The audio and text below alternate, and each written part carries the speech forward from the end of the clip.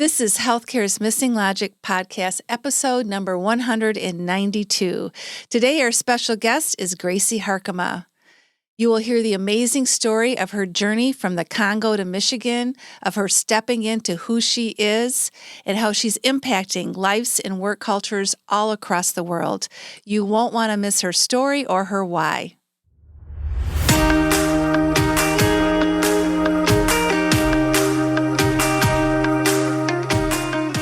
Welcome back to Healthcare's Missing Logic podcast. This is the only podcast that shows you how to leverage polarity intelligence, an essential competency for healthcare leaders, and the missing logic in healthcare, so you can create healthy, healing organizations and become a thriving, resilient, and unstoppable healthcare leader. We are your hosts, Tracy Christofferson and Michelle Trosett. We've been best friends and colleagues for over 30 years. And during that time, we coached healthcare leaders across North America around how to create healthy, healing organizations. Today, we coach healthcare leaders and leadership teams to live thriving, resilient, and balanced lives, combat burnout, and create the best places to give and receive care. This podcast is for the unsung hero of healthcare, the healthcare leader. We want you to know we see you and we'll be here for you each week. In this podcast, we're going to challenge healthcare's industry norms, flip limiting beliefs, and share proven strategies so you can be your best self at work and at home, live and lead intentionally, and experience well-being and joy. We are glad you are here and look forward to sharing the journey with you. If you aren't totally convinced this podcast is for you, just listen to a few episodes and convince yourself. Well, hello, everyone. Welcome to another episode of Healthcare's Missing Logic podcast. This is Michelle. And this is Tracy. She's laughing at me. Well, we say the same thing every time. It just struck me. Well, we got to get some new openers here, girl. Hey, maybe you guys can. Hey, everybody, it's Tracy and Michelle. Welcome.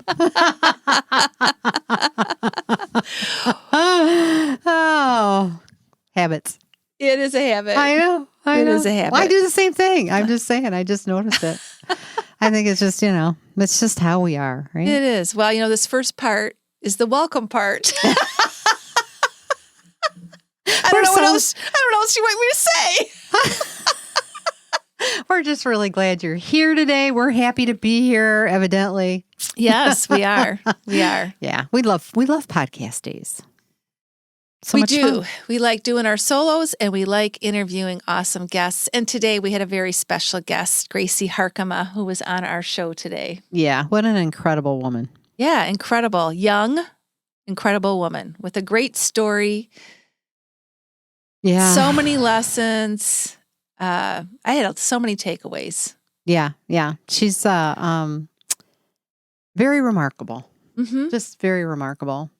And I just love her sense of grace and peace and all of what she's experienced and all of how she's showing up in the world. And it was just very easy to be with her, very easy to talk with her. And she's got some profound messages to share with the world. And we're happy to help her do that. Absolutely. So without further ado, I am going to introduce you to Graci Harkema. Graci is a multi-award-winning international diversity, equity, and inclusion speaker, consultant, and author. She specializes in unconscious bias and inclusive leadership training with the Fortune 500 to small businesses within various industries. Graci is also recognized as a two-time under 40 business leader of West Michigan, a 3-time 200 most powerful business leaders of West Michigan, and one of the 50 most influential women in West Michigan by the Grand Rapids Business Journal. She has a bachelor's degree in communications from Grand Valley State University, and Graci is the author of her forthcoming memoir, Rising from a Mud Hut to the Boardroom and Back Again. And we'll share with you in the show notes how you can contact Graci and get connected with her. And so here we go. Here's our interview with Graci Harkema. Off with Graci. Hello. Well, welcome Graci Harkema to Healthcare's Missing Logic podcast. Thanks so much. I'm so excited to be here with you two today. We're really excited to have you here. Yeah, we are. So, Graci, I first heard you deliver a keynote address titled Authentic Leadership from Within at Grand Valley State University's Honstein Center, and I was just deeply moved by your story. I remember I wanted to be there in person, but I had meetings up until 4 o'clock when it started. But I'm like, hey, I can watch this on Zoom, and I'm so glad I did.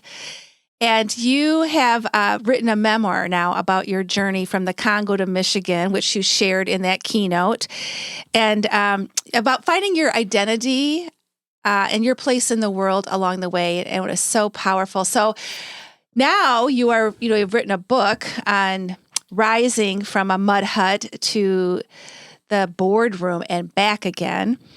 And so we know it's a whole book, so we're asking a lot. but give us some nuggets and give our audience just an essence of what your book is about.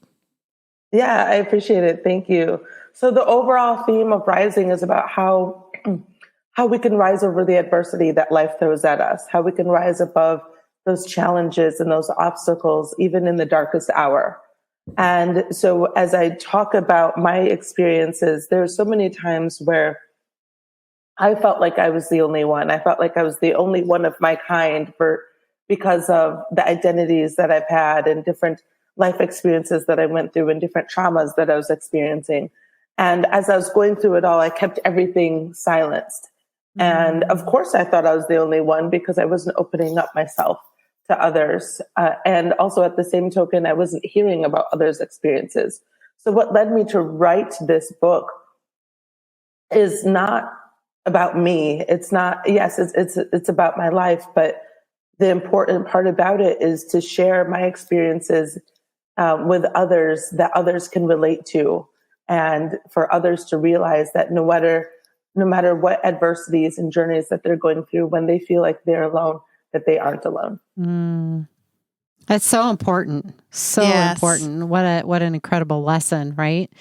I love how you like when you're holding it in, well, of course you don't know there's anybody else like you, right? Mm-hmm. Yeah. That makes so much sense. And we know how important it is to be authentic today, especially today, right? In everything that we're experiencing, the more authentic we can be, the better we all will be. And so what advice do you have for leaders to be more authentic? I would say most importantly, as a leader, to be more authentic is to meet your people where they're at, to see them for where they are, but also understand what drives them, what are their passions. When we know how to best motivate our team, then we can best lead our team. And then also, one of the things that really struck me with leaders that were incredible with me is that it's okay if you don't know all the answers. You don't have to know all the answers. But you have to be there and be present and show up. And when you don't know, to say, I don't know, or I'm working on that. That transparency and vulnerability and meeting your people where they are key aspects of authentic leadership. So well said. So well said. So, we really admire your strength in being you.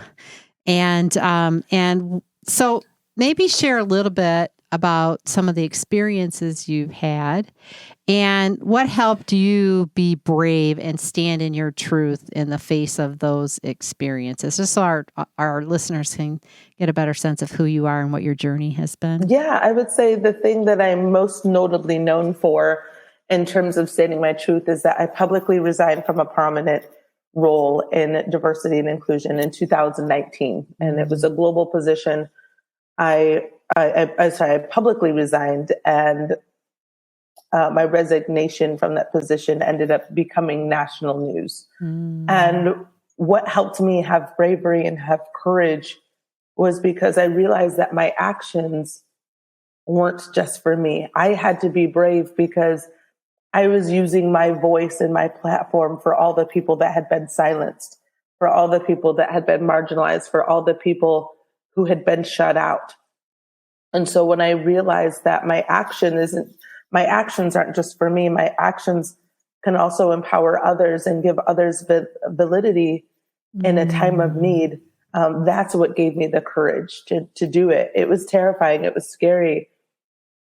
I resigned from the position without having another job, without knowing what I was going to do. But I also knew it was the right thing to do. And we, as a society, we oftentimes get comfortable and accept a paycheck because it affords us a life that we're accustomed to. But when the backings of that paycheck don't stand for the personal principles that you have, that's when I had to draw the line and say, no, this goes against my ethics and my integrity. Therefore, I need to speak up and do something about it, even when it's uncomfortable. Because all we have is our reputation and our credibility. And when we can also do something for others, when we can build platforms of empowerment for others, that I believe can propel us to be brave and to be courageous, even in the darkest hour. Mm-hmm. Yeah, that's so important. We work with healthcare leaders a lot on just even going back and knowing what their values are and then making mindful choices about those values. And I think your story really exemplifies that. Like, that's so important to live by your principles, to live by your values. And it's hard. I really hear that too. It's not, it is not easy, right? It's really stepping into some unknown territory, but it's making that leap of faith too, that you're standing by it and you're being bold and doing the right thing. We admire you for that. Well, and just having that reconnection to the thing that matters most, right? And certainly, exactly. Yeah, and getting out of the comfort zone, right? Because we all can get comfortable, but it doesn't necessarily mean it's what is best for us or right for us in the long run. Or others, right? Or others. We're always role modeling. Yes. One of my favorite quotes, and it's not necessarily a quote, but a line that has been inspired to me by Brené Brown and her work is that growth doesn't come from comfort. We get so used to being in our comfort zone and being in our safe space, but that isn't necessarily helping us, nor is it necessarily helping others. And when we learn how to tap into that discomfort, to take a step into it, growth happens not just for us, but growth for others as well. Yeah, that's great. We love Brené Brown. I love that quote too. It's yes, she's wonderful. Gotta keep it in front of us. That's right. That's right. Well, you have been very open and vulnerable with sharing your passion about diversity, equity, and inclusion, and are now, a renowned DEI expert that many people tap into, as well as advocating for LGBTQ equality. And with our listeners being primarily healthcare leaders, and there's a lot of attention on health equity and DEI and healthcare as well. What would you like them to be more aware of, or what would you like to share with them since they're our audience? Yeah, thank you. I would like them to be aware of the power of their voice and the power of their allyship. So much of how I've been able to progress in life is because of allies, where a brief background story of me, I was born amidst civil unrest in the Democratic Republic of the Congo before there was war, and the war ended up turning into the Rwandan genocide.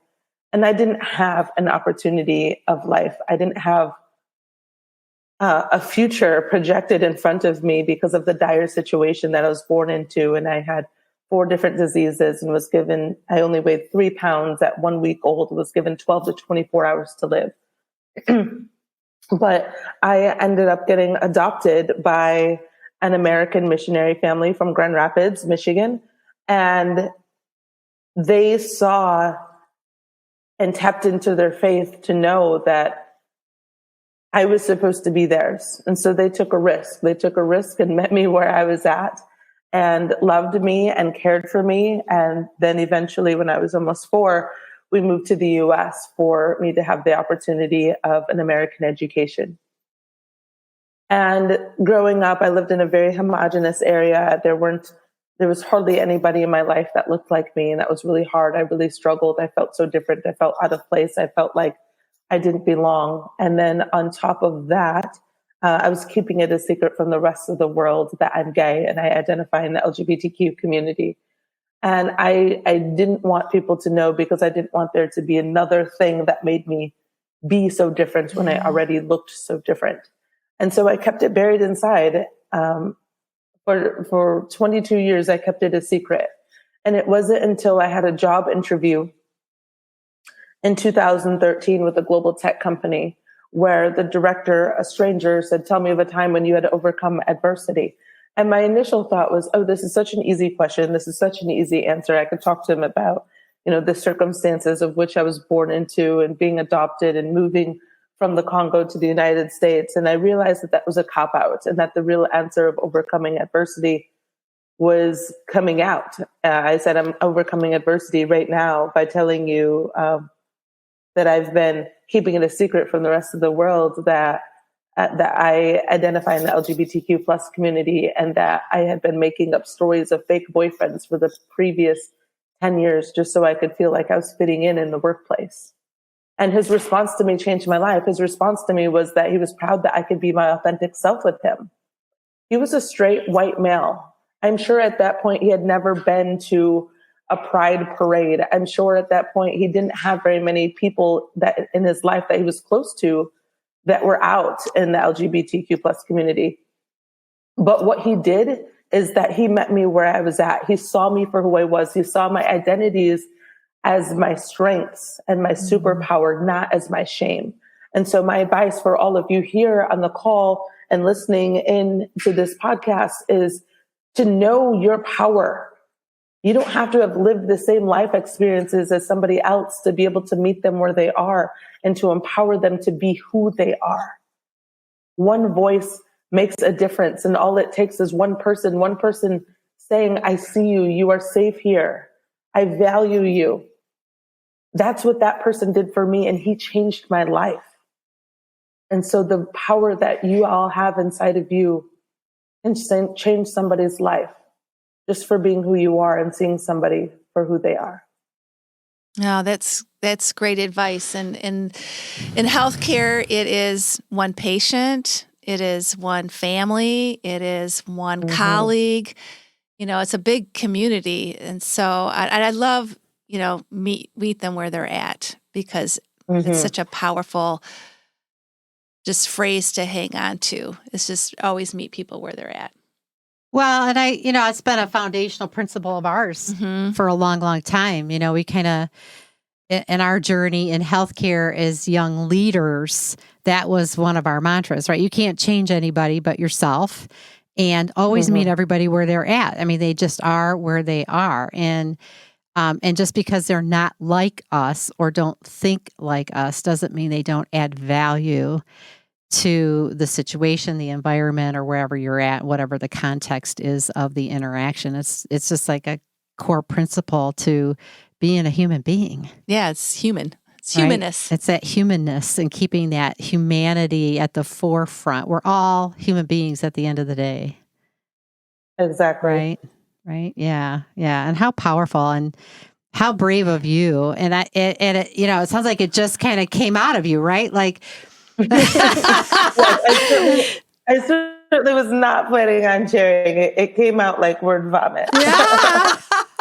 But it was meant to happen, right? Yes. Like the essence of that, I guess, that was your moment. Certainly. That was meant to happen. It was the right person.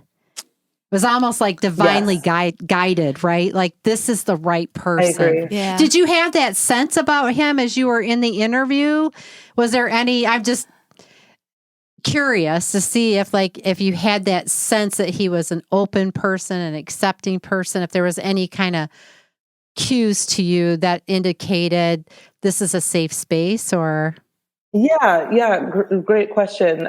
There was that sense of connection, and I felt like he genuinely cared. Yeah. And so we can pick up on those things, right?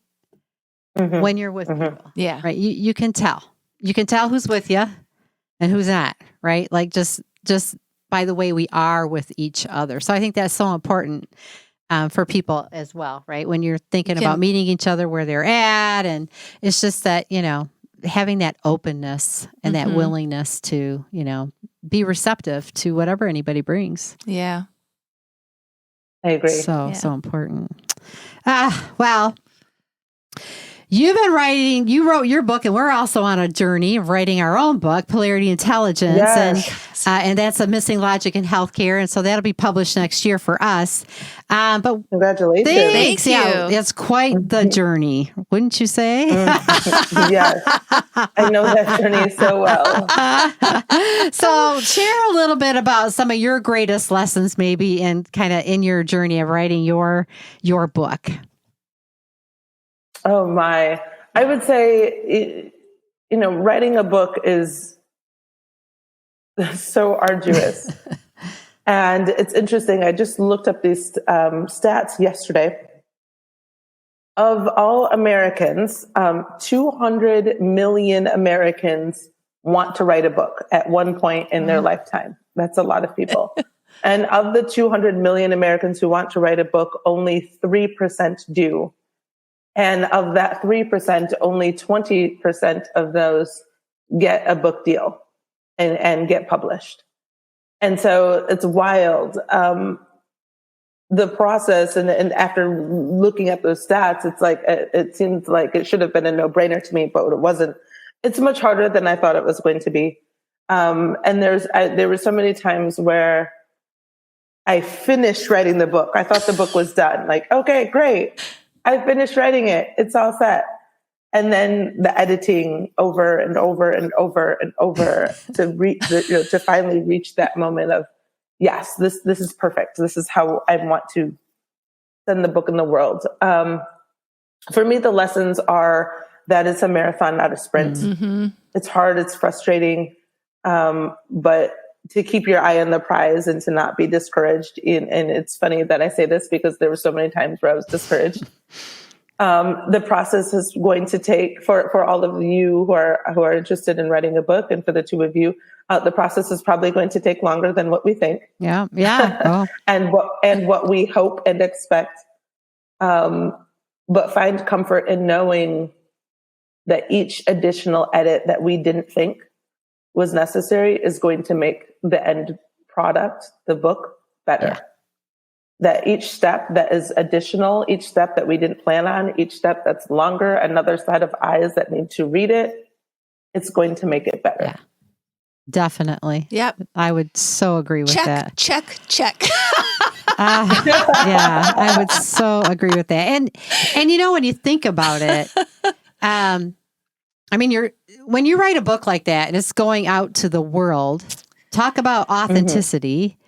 Talk about putting yourself out there, right? Yeah. And out there for interpretation and criticism and all of it, right? Mm-hmm. Like, and for, and we do it because we have a message to share, right? Mm-hmm. We have something that we feel is important to say or to share, and we want to impact people positively, but it really is a lesson in being authentic and really being brave to put yourself and your perspectives out there. Yeah. Amen. Yeah. Amen. And your book is coming out in April of 2023. Is that correct? Yes. April 18th. All right. Yes. I'm so excited. I actually just signed the paperwork for the book to go to print yesterday. Oh, how exciting. Great. And we've been kind of watching you on social media. We know that you're also recording the audio version right now. So that's exciting. Yes, thank you. I'm very, very excited. I've been in the studio all week. I'll be in the studio, hopefully wrapping up the audiobook next week. But yeah, I'm narrating it myself. I believe that there's so much, there's power in our words, and sharing my experiences with others. I certainly want my listeners and my readers to hear it firsthand from my voice. Yeah. That's terrific. Yeah. What are you most proud of when it comes to the book? Oh my! Honestly, I think I'm most proud of just doing it. I hear you. Right after hearing those statistics, just to do it, and from that number that we had just talked about of those who get published, only 6% of those people of published authors in the United States are Black, and so for myself as a Black woman. It really it feels like I'm breaking a glass ceiling. And the percentage of those published authors who are Black under the age of 40 is like 1%. Wow. And I'm 37. So I'm very, very proud to have done it. And the reason of why is because for so many years, I was so ashamed of my story. I kept my story a secret because I felt like my story and my journeys, my identities, my experiences made me feel so different. And so therefore, for some reason, I felt like my silence was protecting me, that my silence was protection, and that if I didn't speak about my journeys or my identities, then people wouldn't know, and therefore I wouldn't have to feel as different. But what I learned to realize, especially over the last 10 years, was that my silence was not protection. My silence was just giving people a misconstrued perception of who I am, and that my silence was inhibiting me from being authentic. And so I'm proud of overcoming that barrier and realizing the power of authenticity. And I can't be authentic without allowing people to see me, the great, the good, the ugly, the most victorious parts of my life, and also the most traumatic parts of my life. And that is what I am proud of to share with the world, so that other people who think that their silence is protection will realize that they can come to a place of belonging within themselves and belonging in this world by accepting all the parts of who they are, the good, the bad, the ugly, the traumatic, the victorious, because that's what gives us the power in this world. Yeah. Yeah, I love that. And I loved how you said that your identities are really your superpower. And you really have leaned into that and are a great role model for that. So thank you, Gracie. Well, and thank I think, too, the relationship with yourself. Yeah. You know, while sharing who you are with everybody else is so important, but I can just hear in you your own journey around really belonging to yourself and being proud of that. And, you know, really that relationship that you've built with yourself first, right? To then be in relationship with others. And I just think that's such a profound journey and such a special journey. Thank you. Yeah. Thank you. I'm very, very thrilled to share that with others, and to see the impact that it will have for others in their journey as well. Yeah. Right. Right. It's amazing. I can't wait to read it. I know. Me too. Thank you. I can't wait to share it with you. Yeah. We're going to get signed copies. Oh, yeah. Maybe we'll have you back. Yes. We'll do even more deep Yes, we dive. We'll will. have you back and we'll do a That's deeper right. dive into the book. I would love it. That'd be great. Well, Gracie, it's time for the missing questions. And we always ask missing questions at the end of our interview because, you know, people get to know the professional side of you. Well, we've gotten to know some personal things too with you, Gracie. But we also like to ask questions just so people can know even more about Gracie. So I'm going to ask you 2 missing questions, and then Tracy's going to wrap it up with the final question. Okay, you ready? All right. Ready. Okay. So the first question is, so we see you on social media, you know, we know you live in downtown Grand Rapids and you like to go to a lot of different places. And so we were curious what your favorite spots were to hang out with your friends and family. My favorite spots, I'm going to narrow them down to 3 because you're right. I love going out and about. So if anyone listening, follow me on Instagram, especially to see all the photos of all the eats and drinks that I'm indulging in. My favorite spots, number 1, the Commons. It's a 70s themed restaurant, female owned. My good friend Beth Rich owns it. It's amazing. It's fun, great food, comfort food, fun cocktails as well. My second favorite spot would be Madrid, which is on top of the Amway Grand Plaza. It's a Spanish tapas themed restaurant. It's beautiful. It's amazing. So I love to go there for special occasions. I was recently just there with my parents and we had a wonderful time. And my third favorite spot, I would say Butcher's Union. If you want a really great burger or a steak, or if you would like to enjoy old fashions, it's wonderful for all the meats and all the whiskeys. But yeah, those are my favorite spots. I love it. I love it. Yes, we're big Butcher Union fans as well. So That's great. Yeah, it's It is incredible. great places in downtown Grand Rapids. Okay, so next to Grand Rapids, being the big metropolitan city that it is. Whopping metropolitan city. It's grown so much. You have no idea. It has. It has. What is your next big city that you love to visit and why? My next big city that I love to visit is New York City. It is my favorite city in the world. The reason why I love it is I love the energy. I love the diversity. I love the vibrancy. And there's something to do for everyone. The first time I went to New York City, I did not tell my mom this, but I had $14 in my pocket. And I enjoyed it so much. I got to see some rehearsals at Juilliard. I got to see street performers. I had slices of pizza on the street for $1.50. I did so much that was, invaluable an experience for, I came back home with a couple of dollars, I think, in my pocket. So yeah, New York City, definitely. I mean, yes, you can do some expensive things there, but you can also experience and see a lot for very cheap as well. That's so true. Well, Tracy and I love New York. Yeah, we do. We love New York. It's so great. It's been a long time since we've been there, but we'll be back. Yeah, we'll be back. We'll be back there. Yes. It is. It's a very unique place. So awesome. Well, the last question is kind of related to the work that we do, and that we teach healthcare leaders about polarity intelligence and how, many of the challenges we face in our lives aren't problems that we can solve, but they're actually polarities, interdependent pairs of values or perspectives that appear to be opposite, but are really interdependent and they need each other.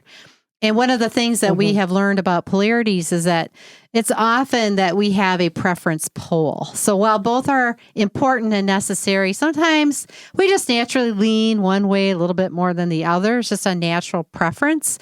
Nothing right or wrong about it. It's just important to know it because it can have a little bit of a blind side to it. So we wanted to ask you, when it comes to accepting and challenging, what would be your preference pool? Ooh, I feel like this is a trick question. I think it's really both. For me, I'm accepting what is in alignment to my beliefs and my values. And if something is outside of that, then I'm challenging.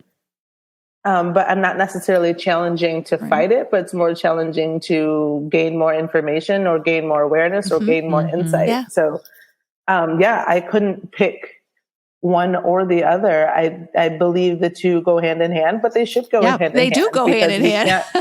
Right. We can't live in the siloed world where we're only going with what we know, because we're only going to gain experiences by opening ourselves up and by challenging and by seeing other perspectives, other views, other ways of doing things, other methods, other techniques, etc. Yeah.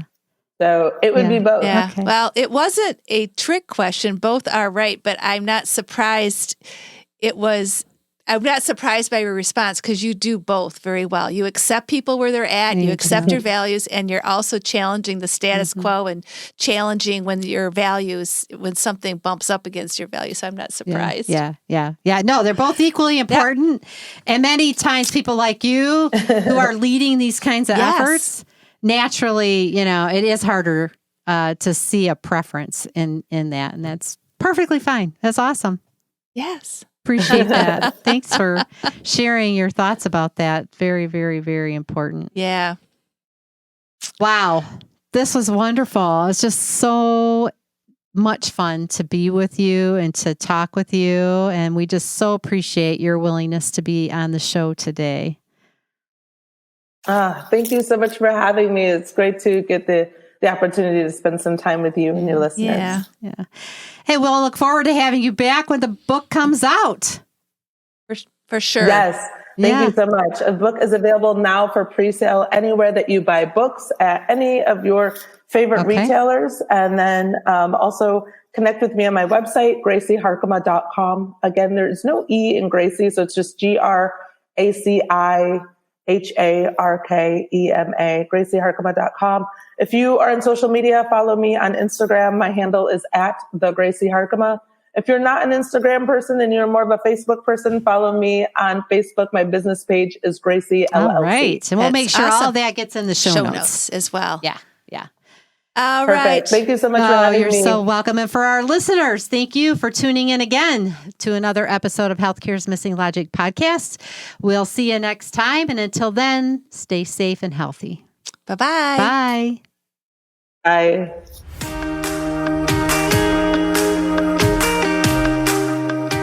We hope you enjoyed this episode of Healthcare's Missing Logic podcast, now a top-rated podcast for healthcare leaders. Please share this podcast with other healthcare leaders and anyone else you think would benefit. We are certain that if you found value in it, they will too. If you haven't already done so, please hit that subscribe button so you don't miss any episodes. And also, it would mean the world to us if you took a quick moment to leave a rating and review on Apple Podcasts, Stitcher, or your favorite podcast player. It helps to get the word out about our podcast and incredible guests. Be sure to subscribe to our YouTube channel if you want to watch our podcasts.